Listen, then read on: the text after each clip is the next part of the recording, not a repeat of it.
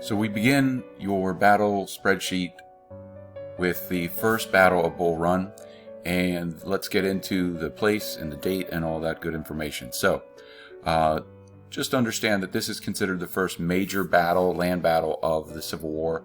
Yes, there was Fort Sumter, but really that was not really two armies on a field fighting back and forth. So Bull Run is usually thought of as the first land battle between the two. So it's going to take place, it's called the Battle of Bull Run because it's named for Bull Run Creek, which is located outside the town of what was referred to at the time as Manassas Junction. It's about 20 miles southwest of Washington, D.C., so you can sort of see Washington right here, and this was the location. So the reason why it was Manassas Junction, it was a junction of railroads. That's why Union commanders and also Lincoln ordered them to make the move on the Confederates that were in northern Virginia. The date is July 21st, 1861 on a Sunday. We'll talk about this a little bit more, that the reason why this battle happens in July is that, remember, Lincoln had called up 75,000 volunteers for 90 days to put down the rebellion. So if you think that they signed up mostly at the end of April, May, June, the end of July, many of these men's enlistments would be up. And so that's why Lincoln decides he needs to use his army while he still has one. Sunday is going to be another interesting thing because, as you hopefully have read, there were actually spectators who showed up at the battle who had come down from Washington, D.C., thinking it would be a good thing to see a real live battle. The South are led by two different generals. The first one is a man that we haven't talked about, but he's very iconic, and that would be Thomas J. Jackson. Jackson is a Southern leader. He is a veteran of the Mexican War. He eventually will be known as Stonewall Jackson because of his strong defense there in the first battle, and people looked over and said, "There stands Jackson like a stone wall." He was a military professor at a military school down in Lexington called VMI, Virginia Military Institute. The other guy was Beauregard, who we talked about before. He was the man that was at Sumter and fired on it. The Union, on the other hand, is led by Irvin McDowell. Irvin McDowell will command about 30,000 troops making their invasion into northern Virginia. Now the next thing is asking who wins the battle. Well, the battle was a one-day battle, and at first it was going all the Union's way. They were pushing the Confederates back along several different areas of the battlefield, pushing their units back, and they were in retreat. But eventually the battle shifts because of Jackson and his Virginians in the one part, and they did not break and they did not bend, and eventually they were able to counterattack, and the Confederates were able to push the Union back across Bull Run Creek and basically in disarray. And so it becomes a huge embarrassment to the Union. So just to summarize, basically this is a rail junction 20 miles southwest of D.C. Washington spectators come down to watch the battle. We did talk about the Confederates able to hold and then counterattack. And then, of course, Jackson earns his nickname. Some other things that you should have down is that this is also the first time that something known as the rebel yell is heard. So basically what Jackson told his men is, as they made their attack, to, quote, yell like furies. So it was basically like an Indian holler and a whoop, and basically it was just supposed to very much intimidate the enemy, which it did.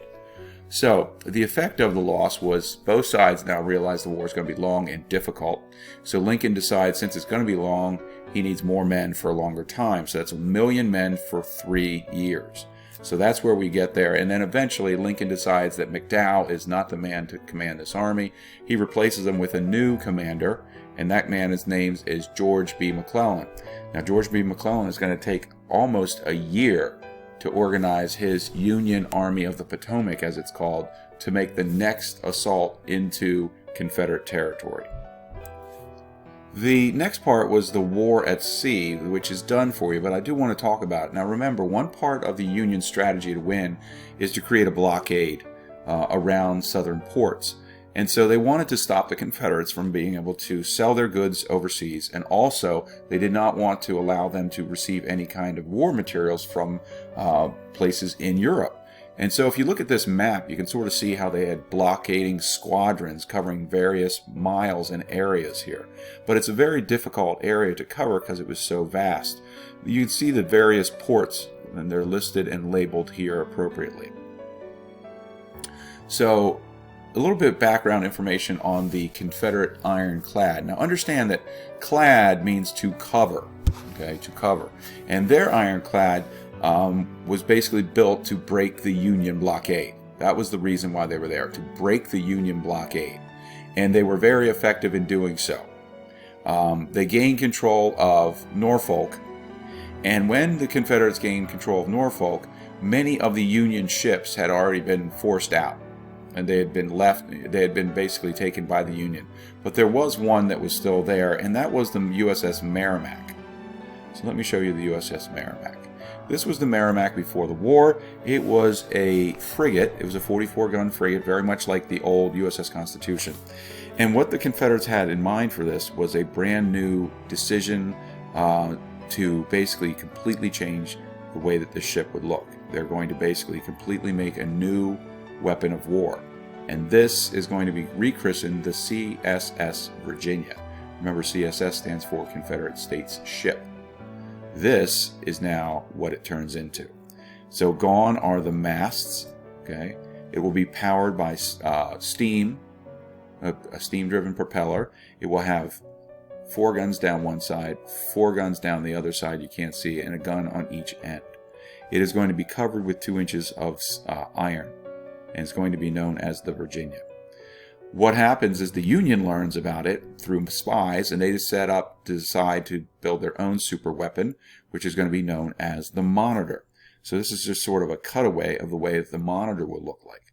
Now the Monitor is, instead of having 10 guns, they're only going to have 2. But those 2 guns are going to be on a brand new invention, and that is a revolving turret. Also that's new is this entire ship is made 100% out of metal. It's not wood that's covered, it's an entirely metal ship. So here's just a different picture of the ship. You can sort of see it's 2 guns. You can stop the presentation if you want and kind of read these various things. But as we move on, the Monitor was built quickly in 100 days, has lots of inventions on it. Most of it will sit below the water level, which kind of freaks the crew out. And as we said, it will have that revolving turret, very much like if you know what battleships of the 30s, 40s, and 50s, these massive battleships with revolving turrets. So the location of the battle is going to be down here in Hampton Roads. That's the area of the water right off here of the Virginia coast. So what happens is happens on March 9th is when the 2 ships will fight. But the day before, the CSS Virginia goes out for sea trials, meaning it's sort of like a test drive, and they go around and try out the various ship and see how it maneuvers. And they actually decide to attack the squadron right there in Hampton Roads. There are 3 ships, and it goes after these 3 ships and sinks 2 of them. The USS Congress is sunk, and the USS Cumberland is sunk, and the 3rd ship is run aground, meaning it's trying to get away and runs into the sand. This is just an artist's rendering of what it looked like. So this would be the Virginia. And in the background, the Congress is burning. Now, why is it important? Well, on a side note, they lost, meaning the Union lost 240 men died that day on the 2 ships that were sunk by the CSS Virginia. The next time the United States Navy loses 240 men is actually Pearl Harbor. So you sort of see these scenes. Okay. And of course, the biggest thing is the Arizona is actually the largest loss of life on Pearl Harbor Day. And sadly, the remains are still there inside the ship. So, getting back to it. So the Monitor just coincidentally arrives the night of the attack on the Congress and the other ships. And the next day, the 2 ships battle. And they fight for about 3 hours, and they just have, a contest of bouncing cannonballs off each other because they've spent a lot of their brain power coming up with defensive strategies, the idea of the steel. But the cannons are not strong enough to pierce the sides of the steel. And so they run into each other a few times, but neither side gains an advantage, and it's really technically a draw. Okay. So, just some other scenes from the battle. Now, on the side note, neither of them would fight again. and actually neither of them would survive 1862.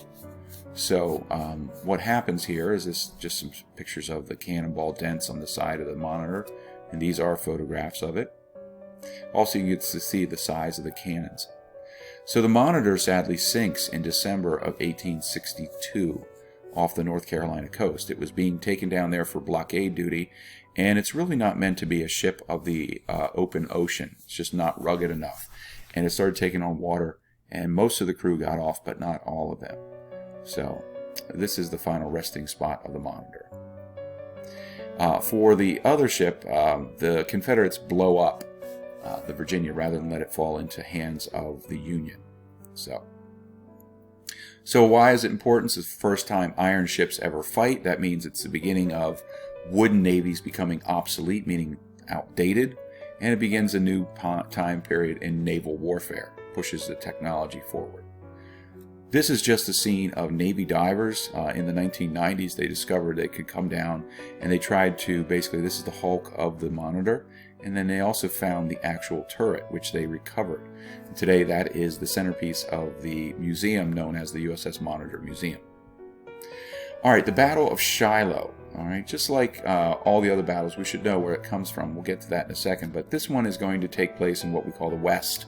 The two theaters of the war, the east of the Appalachians, or west of the Appalachians. So this one takes place in southern Tennessee. So throughout the winter months of 1862, of January and February, the Union are driving down through their forces through western Tennessee. And then eventually in the spring, April 6th and 7th, you have this two-day battle that is going to be very important in southern Tennessee. The Union commander is going to be Ulysses S. Grant. So here's Grant. And the Confederate commander is going to be two men. This guy again, of course, Beauregard, and another man by the name of Albert Sidney Johnston. So what happened is the Confederates actually attacked the Union forces as they were waiting for reinforcements there. So this is a two-day battle. So the Confederates do very, very well the first day, and they push the Union all the way back to the edge of the river, and it looks like they might force them to surrender the next day. But that night, what happens next is that the Union is resupplied by Confederate troops. The name Shiloh comes from a little church, surprisingly called a place of peace is what it's supposed to mean. Let's talk about the importance of the battle. So first of all, it's the biggest battle of the war so far. 60,000 Union, 40,000 Confederate. It is a major Union victory. The problem is it's in the West. And much of Tennessee is now under Union control, but that's a problem because you have to hold and occupy. But the big thing that comes out is the staggering casualty rates. You can sort of see it here. 1 in 4 is a casualty. That means they're either killed, wounded, captured, or missing. So if you look at these, there's more casualties in this two-day battle than all the previous American wars combined. So what that means is there are more people that were killed, wounded in 2 days at Shiloh than all of the wars of the American Revolution, the War of 1812, and the Mexican War. That's how bad it was. And for this, they call Grant is thought of as a butcher, that he's using up men needlessly. And last thing for now is basically in the next month, end of the month, the Union Navy is able to capture the port of New Orleans. And why that's so important is because New Orleans is a major trading port. So the man who captures this is the naval guy. His name is David Farragut. And now the Union controls a port city. It also controls the largest, most populous city in the Confederacy. And the other thing, remember, one of the goals of the Union is control of the Mississippi River. And so the Confederates lose a large portion of the Mississippi River. So basically from the base down at New Orleans up past it. So that's where we'll end for now, and we'll pick up with the second half on our next presentation.